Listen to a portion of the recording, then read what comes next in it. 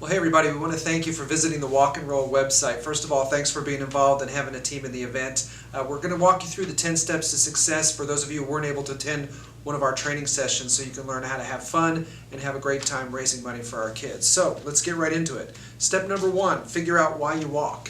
Obviously, if you're one of our Kid Center families and you've got a kid here, you already know that, but take time to write down your story and you can use it on your webpage and other things. If you're an outsider to the center, maybe a corporate volunteer or you're involved from a school, we encourage you to take a tour of our center. Come down and see what we do firsthand. Once you see us, you'll have your story. So why you walk is really step number 1.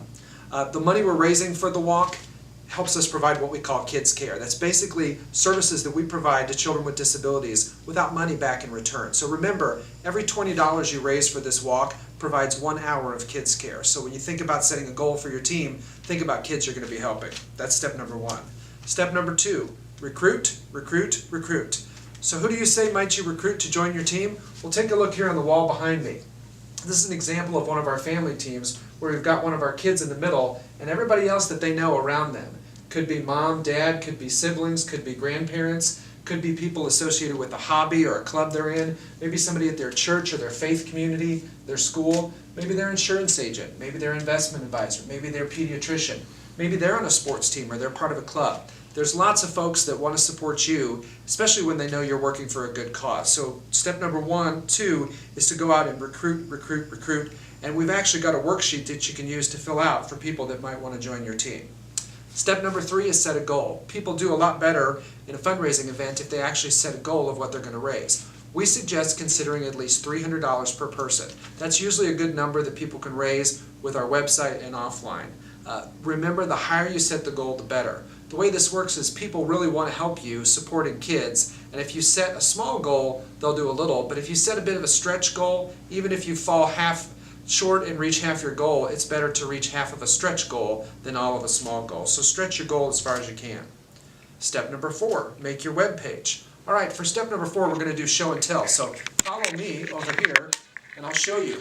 You're going to see our web address, and hopefully some of you have already made your web page at firstgiving.com/KidCenter. But here's some examples from past years of web pages of people that have put them together for us. You can personalize your message about what you're saying. You can have a photograph that you can customize or use one of ours. Again, you can set your goal, and then as each donor makes a contribution, they can make a comment. There's nothing more fun than getting an email that says, hey, somebody's donated, and there's definitely nothing more fun than having a goal. Look at here, $5,000, and this volunteer had raised over that and already gone over goal. The other thing about the web pages, if you actually are fortunate enough that you set a goal and you reach your goal, you can go back into the software and raise your goal. Last year we had 3 people keep raising their goal, and because of that we raised several extra $1,000s for our kids. So step number 4 is use the website and make web pages.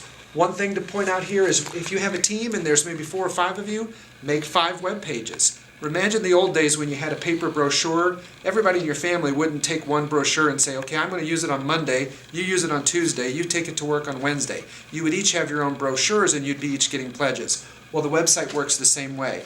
Grandpa can do a web page, mom can do a web page, dad can do a web page, brother or sister can do a web page. If you're in a corporate environment, everybody on your team can do their own web page. Send it out to, post it on Facebook, put a link, send it out to your email address. You each have a distinct network, and each of you probably know somebody that's on email just a little too much, always sending a joke, always sending out something every day. That's the kind of people you want to send it to. We found on average our web pages raise $200 per person, and if you really put some effort into it, sky's the limit. Matter of fact, as I'm making this video today, we had one of our board members create a web page last Friday. This is Monday. He's already raised $1,300. So definitely think of step number 4. Last spring, even with the economy being tough, we added over 100 web pages and our website went up 33%. So please use this tool. If you have any questions, let us know. Okay, step number 5 is pretty easy. Come to training. We're doing those live this week, but you're watching me on video, so you can check step number 5 off the list. Step number 6, consider adding a fundraiser. We've got collection jars that you can get from the center. You can put out at your business, you can put out at a school, you can put out at a company, but sometimes people do fun stuff. This is, I'm recording this video at the beginning of March Madness week. We've actually got one company that does a NCAA bracket pool, and they split it 50-50 with the winner of the pool and the Kids Center. So consider a fundraiser. Step number 7, send out your first wave of emails. Make a list of everybody that you think, if you look behind me at this list here, these are people who could be in your team, but they're also people who might want to support you, that you want to send an email to. So we can help you write that email. You want to link it to Facebook, as I said before, but you basically, at the beginning, after you get your page set up, want to send out your first wave of emails. And don't take anybody off the list. Ask everyone for help, and remind the folks you send it to if they can forward it on to someone else. If you're having trouble writing your email, let us know. We'll do a sample email. We'll send it to you. You can cut and paste, tailor it, and send it off to your friends. Step number 8, update people on your progress. You're going to send a first email out, but then a couple weeks later, right now it's about 8 weeks before the walk and roll, so several weeks later, you want to send her an update. Thank everybody who's donated, remind other people it's not too late to donate, and give them a status report. How much are you towards your goal? Have you reached your goal? Have you raised your goal? Again, people want to help you succeed, especially when you're helping kids with special needs. So give them an update. Step number 9, okay, this is pretty easy. Come to the walk and roll. You've spent all this effort helping us raise dollars for kids the last few months. Come and enjoy the event. Bring others. We've got Krispy Kreme donuts, we've got Radio Disney, we've got the bubble truck. It's going to be a super fun time, even better than it's been in past years.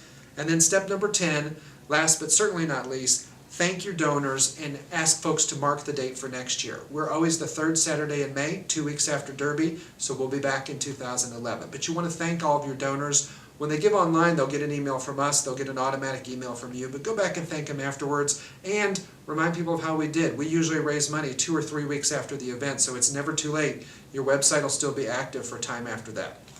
Number 1, have fun. This is a great event.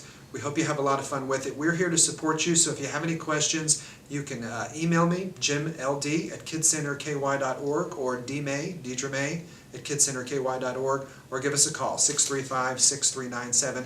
Don't forget our website, kidcenterky.org. It has links, PDFs of our brochure, and the 10 Steps to Success is listed there. So thanks for tuning in.